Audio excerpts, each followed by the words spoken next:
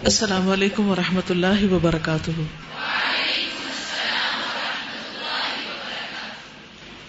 تو رمضان کیسا جا رہا ہے؟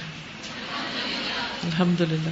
صبر کا مظاہرہ ہو رہا ہے کھانے پینے میں، گفتگو میں، باقی تمام چیزوں، الحمدللہ۔ چلیے آج پھر تھوڑا سا صبر کے بارے میں پڑھتے ہیں۔ رمضان شہر الصبر، نحمده ونصلی علی رسولہ الکریم، اما بعد فاعوذ باللہ من الشیطان الرجیم، بسم اللہ الرحمن الرحیم، رب اشرح لی صدری ویسر لی امری واحلل عقدۃ من لسانی یفقہوا قولی۔ صبر کا مطلب ہے رکنا، اپنے آپ کو تھامنا، روک لینا خود کو، ہر اس کام سے جو اللہ تعالیٰ کو ناپسند ہو، ہر اس بات سے جو اللہ سبحانہ و تعالیٰ کو ناگوار ہو، جس پر اللہ کی ناراضگی آتی ہو۔ صبر صرف غصے کے وقت نہیں ہوتا، صرف بھوک کے وقت نہیں ہوتا، صرف پریشانی کے وقت نہیں ہوتا، غم اور دکھ کے موقع پر ہی نہیں، بلکہ صبر ہر موقع پر چاہیے۔ مومن کی ساری زندگی صبر کا نمونہ ہوتی، اور صبر کا تعلق تقوی کے ساتھ بھی۔ تقوی میں انسان گناہوں سے بچنے کی فکر کرتا رہتا ہے، اور یہ بچنا کیسے ممکن ہوتا ہے؟ کہ صبر کے ساتھ ممکن ہوتا ہے، صبر کے بغیر بچ نہیں سکتا۔ تو مجھے صبر کا لفظ آتی ہمیشہ وہ گھوڑا یاد آتا ہے جس کی باگیں اس کے مالک کے ہاتھ میں ہوتی ہیں، اور جو ہی وہ ذرا سا تیز دوڑنے لگتا ہے یا سرپٹ ہونے لگتا ہے تو فوراً اس کو کھینچ لیتا ہے، یعنی کہ کنٹرول کسی اور کے ہاتھ میں۔ تو اسی طرح ہمارے نفس کا کنٹرول جب ہم اس طرح لے لیتے ہیں کہ اس کو بھٹکنے نہیں دیتے، اس کو اپنی مرضی نہیں کرنے دیتے، اور اس کو ہر اس چیز سے بچا کے رکھتے ہیں جس سے اللہ تعالیٰ کی ناراضگی آتی ہو، تو یہی دراصل صبر ہے، خواہ انسان کا دل کتنا ہی چاہتا اس کام کے کرنے کو۔ اور رمضان کو شہر الصبر کیوں کہا گیا؟ کیونکہ انسان کھانے پینے سے خود کو روکتا ہے، بری خواہشات سے روکتا ہے، زبان کی بے احتیاطیوں سے روکتا ہے، اور روزہ سارا دن اس کو یاد دلاتا رہتا ہے کہ تم روزے سے ہو، تم یہ نہیں کر سکتے، روزے کی حالت میں یہ نہیں کرنا، ابھی رک جاؤ، ابھی رک جاؤ۔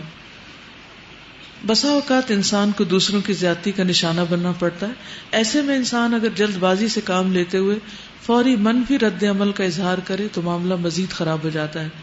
اس کا واحد حل صبر ہے۔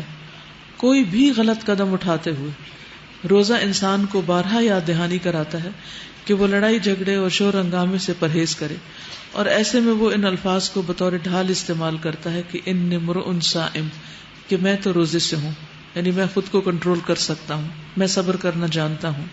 نبی کریم صلی اللہ علیہ وسلم نے فرمایا، روزہ ایک ڈھال ہے، جب تم میں سے کسی کا روزہ ہو تو وہ فحش گوئی نہ کرے اور نہ شور و شغب کرے۔ اگر کوئی اسے گالی دے یا اس سے لڑنے کی کوشش کرے تو کہہ دے کہ میں روزہ دار انسان ہوں، میں تو روزے سے ہوں، میں لڑ نہیں سکتا، میں گالی کا جواب گالی سے نہیں دے سکتا۔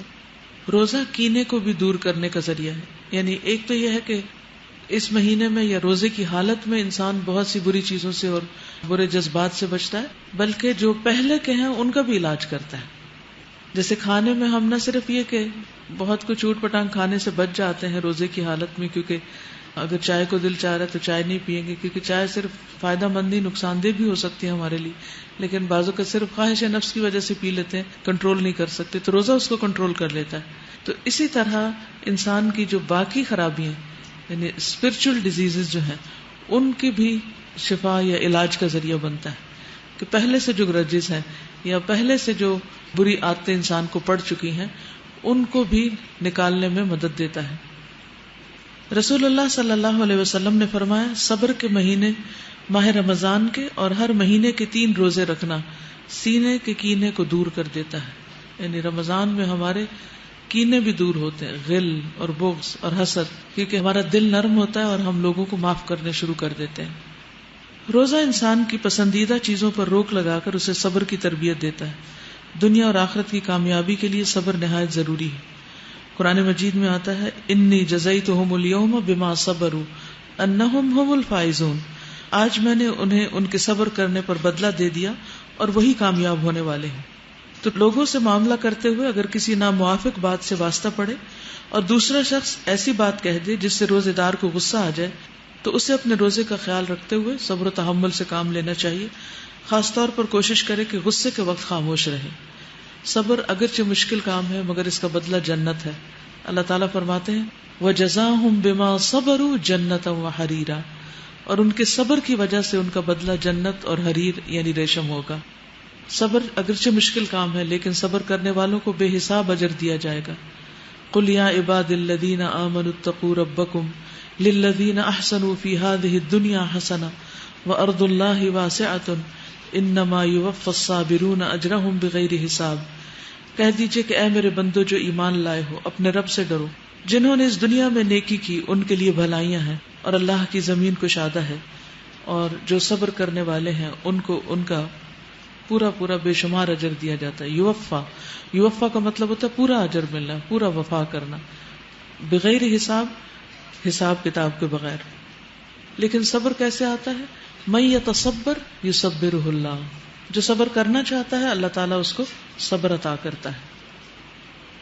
تو کل کچھ اپنے تقویٰ کا جائزہ لیا، لوگوں سے معاملہ کرتے وقت، لوگوں سے ڈیلنگ کے وقت، یاد بھی رہا کہ نہیں؟ اگر ان باتوں کو الگ لکھ لیں اور پھر ایک دفعہ زحمت کر لیں دوبارہ جا کر دیکھنے کی تو انشاءاللہ بہت فائدہ ہوگا.